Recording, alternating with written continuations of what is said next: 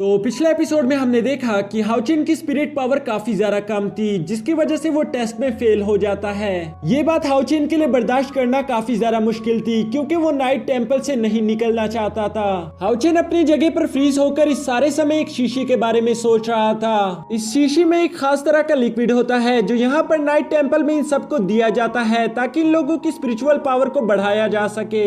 और आखिरकार हाउचिन काफी ज्यादा इमोशनल होकर मास्टर और बाकी के स्टूडेंट से एक दूसरा मौका मांगता है, क्योंकि वो सोच रहा था कि मुझे किसी तरह भी करके इस टेस्ट को पास करना होगा, क्योंकि मेरे लिए इस टेंपल में रुकना काफी ज्यादा इम्पोर्टेंट है। अब उसके इतने ज्यादा रिक्वेस्ट के बाद हम देखते हैं कि मास्टर भी उसे एक दूसरा मौका दे देते हैं, जिसका हाउचिन पूरी तरह से फायदा उठाते हुए उस टेस्ट को पास कर लेता है। मास्टर हाउचिन को देखकर सोचते हैं कि इसकी स्पिरिचुअल पावर तो काफी लो है, लेकिन इस लड़के में कोई ना कोई खास बात जरूर है।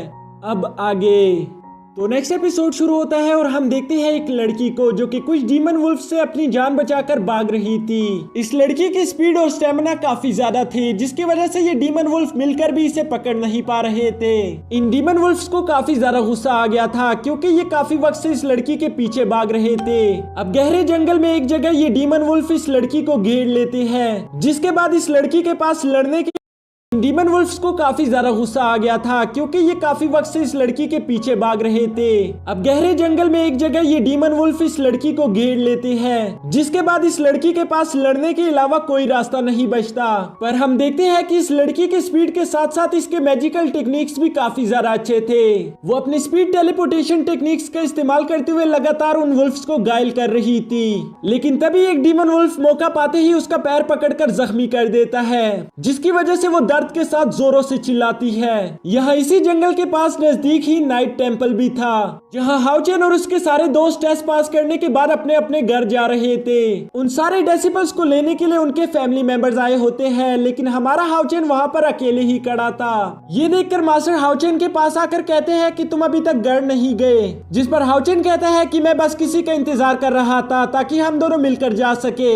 यहाँ मास्टर हाउचिन को वही शीशी वाला ट्रेजर देकर कहते हैं क्या तुम इसे रोज नहीं पी रहे। हाउचिन उनकी ऐसी बात सुनकर काफी ज्यादा हैरान हो जाता है, जिस पर मास्टर कहते हैं कि शीशी का लिक्विड काफी ज्यादा खास है, जिसे पीने से बॉडी पहले से काफी ज्यादा ताकतवर हो जाती है और इसी के साथ इंसान की स्पिरिचुअल पावर भी धीरे धीरे इंक्रीज होती जाती है। लेकिन मैं ये बात सोचकर काफी ज्यादा हैरान हूँ कि तुम एक बहुत ज्यादा ही टैलेंटेड स्टूडेंट हो, लेकिन उसके बावजूद भी तुम्हारी स्पिरिचुअल एनर्जी काफी ज्यादा लो है। टॉनिक को पीने के बाद तुम्हारी स्पिरिचुअल पावर तो काफी ज्यादा होनी चाहिए थी, लेकिन वो अभी भी बहुत कम है। तो इसलिए मैं तुमसे जानना चाहता हूँ क्या तुम इसे डेली पी रहे हो या नहीं। हाउचिन उनकी ये बात सुनकर थोड़ा खामोश हो जाता है, क्योंकि उसके पास देने के लिए कोई जवाब नहीं था। तभी वहाँ पर जियान हु आ जाता है, जो कि हाउचिन को इशारा करते हुए कहता है कि चलो चलते हैं। तो वो मास्टर से कहता है कि जियान हु मेरा इंतजार कर रहा है, इसलिए मुझे यहाँ से चलना होगा।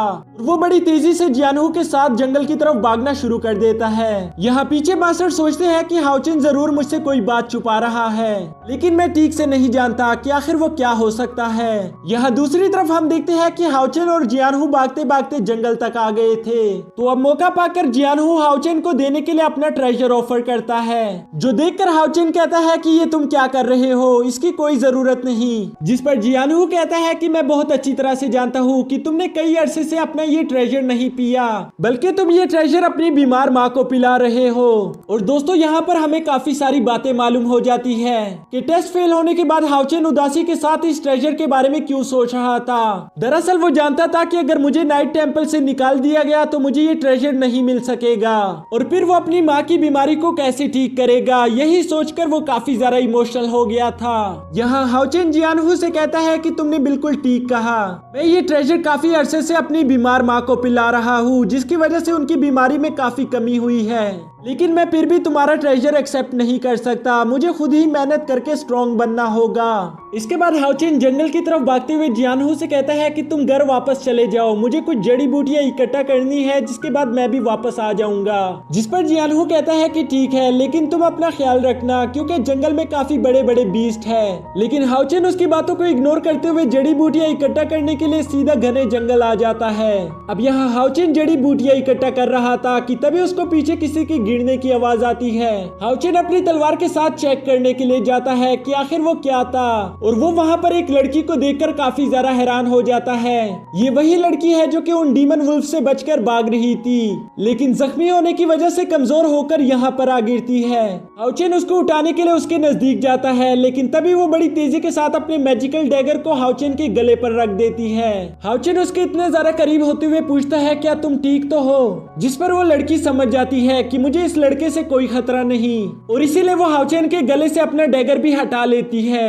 वो लड़की वहां से जाने के लिए खड़े होने की कोशिश करती है, लेकिन उसके पैर पे हुए जख्म की वजह से वो खड़ी नहीं हो पा रही थी। हाउचेन उससे पूछता है कि आखिर क्या हुआ, तुम किससे डर रही हो, जिस पर वो लड़की इशारों के साथ हाउचेन के हाथ पर लिखकर बताती है कि मैं बोल नहीं सकती, पर इस वक्त तुम्हें यहाँ से जान बचाकर भागना होगा क्योंकि मेरे पीछे कुछ डीमन वुल्फ्स पड़े हैं। हाउचेन को उसकी पूरी बात समझ नहीं आती। वो समझता है कि इस लड़की के पीछे कुछ गुंडे पड़े हुए हैं, तो इसीलिए हाउचेन उस लड़की के सामने फ्लेक्स करते हुए कहता है कि तुम्हें फिक्र करने की कोई बात नहीं, कुछ गुंडों को तो मैं यूं ही आसानी के साथ संभाल लूंगा क्योंकि मैं अभी अभी प्रमोट होकर एक जूनियर नाइट बन चुका हूँ, तो ये तो मेरे लिए आसान काम है। और इसी तरह फ्लेक्स करते हुए वो अचानक से अपनी साइड पर देखता है कि एक बहुत बड़ा डीमन वुल्फ खड़ा था। वो वहाँ पर और भी ज्यादा डीमन वुल्फ्स को देखकर काफी ज्यादा डर गया था क्योंकि ये डीमन वुल्फ्स काफी ज्यादा स्ट्रॉन्ग होते हैं। अब यहाँ हाउचेन के पास भी भागने के अलावा कोई रास्ता नहीं बचता, तो वो उस लड़की को उठाकर टेंपल की तरफ भागना शुरू कर देता है।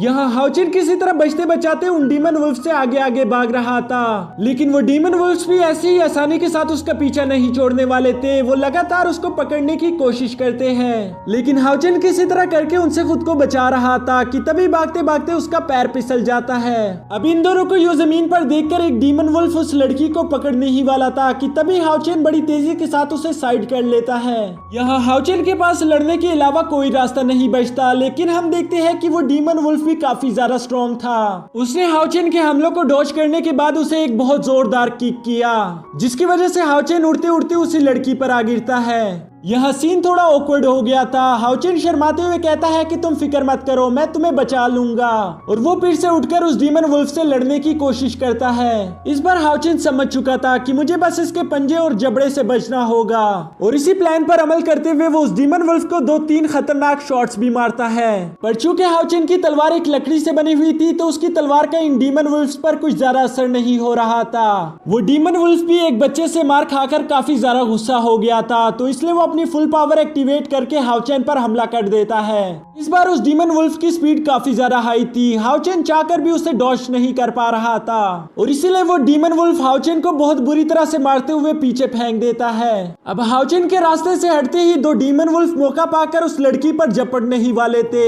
कि तभी हाउचेन वापस आकर उस डीमन वुल्फ को साइड से एक जोरदार हिट करता है। पर यहाँ पर मसला यही था कि अगर हाउचेन एक वुल्फ को घायल करता तो दूसरा उस पर अटैक कर देता था। इन वुल्फ्स की तादाद ज्यादा होने की वजह से हाउचेन इनके सामने बिल्कुल बेबस हो गया था। ये वुल्फ लगातार हाउचेन को बहुत बुरी तरह से डैमेज कर रहे थे, लेकिन उसके बावजूद भी हाउचेन उस लड़की को बचाने के लिए अपनी पूरी कोशिश कर रहा था। ये डीमन वुल्फ बार बार हाउचेन को मारकर नीचे गिरा देते हैं, लेकिन हाउचेन दोबारा से फाइट करने के लिए खड़ा हो जाता था। ये देखने के बाद उन डीमन वुल्फ्स के गुस्से की कोई हद नहीं रहती, और इसीलिए ये लोग मिलकर हाउचेन को इतनी बुरी तरीके से मारते हैं कि उसकी सारी पसलियां टूट जाती है।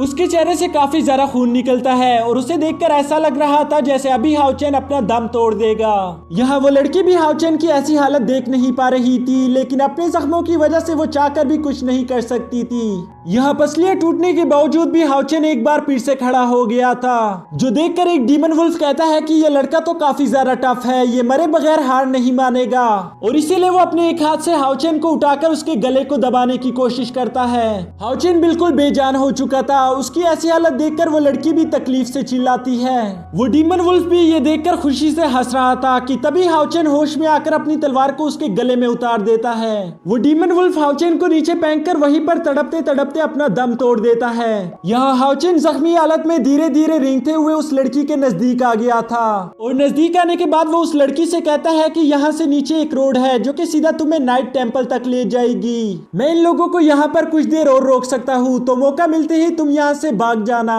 और ये कहने के बाद वो दोबारा से हिम्मत करके फाइट के लिए खड़ा हो जाता है।